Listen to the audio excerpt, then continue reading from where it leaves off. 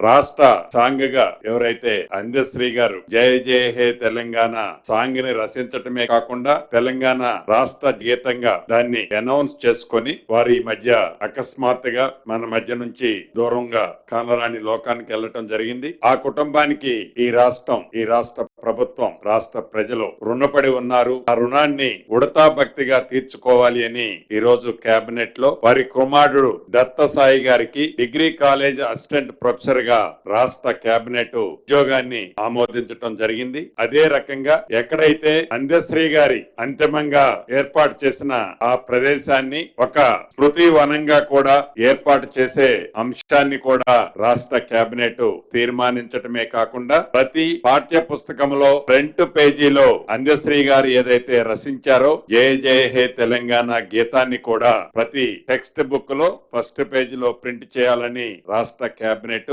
తీర్మానం చేయడం జరిగింది.